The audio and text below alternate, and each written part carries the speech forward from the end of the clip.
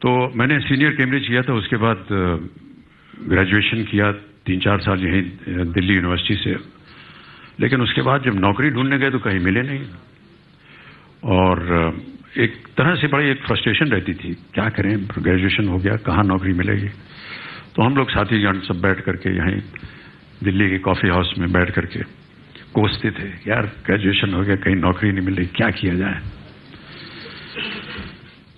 एक दिन एक भाई साहब थे, उन्होंने कहा यार ऐसा है, गलती हमारी नहीं है, गलती हमारे माता पिता की है, और गलती यह है कि उन्होंने हमें पैदा क्यों किया यार, दिस इज द प्रॉब्लम।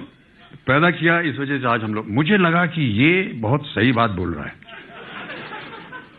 और जिंदगी में पहली बार और आखिरी बार बाबूजी के सामने में गया।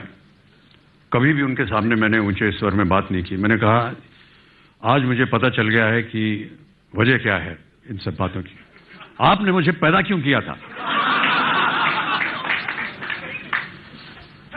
बाबूजी शांत रहे, कुछ बोले नहीं, और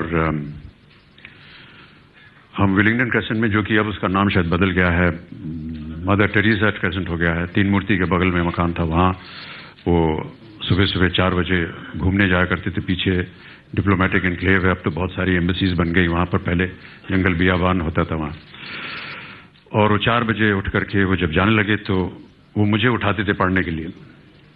तो एक कागज छोड़ गए बिस्तर पर, और मैं जब उठा तो मैंने देखा कि उन्होंने एक छोटी सी कविता लिख करके, जो रात को मैंने उनसे कहा था, उसके उत्तर में उन्होंने ये कविता लिखी।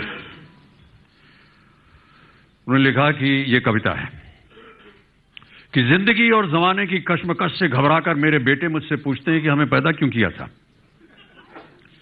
जिंदगी और जमाने की कश्मकश से घबराकर मेरे बेटे मुझसे पूछते हैं कि हमें पैदा क्यों किया था, और मेरे पास इसके सिवा कोई जवाब नहीं है कि मेरे बाप ने भी मुझसे बिना पूछे मुझे क्यों पैदा किया था।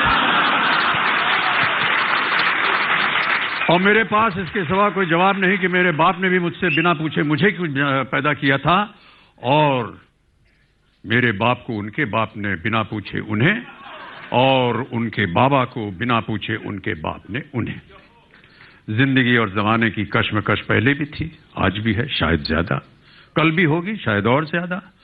तुम ही नई लीक रखना, अपने बेटों से पूछकर उनको पैदा करना।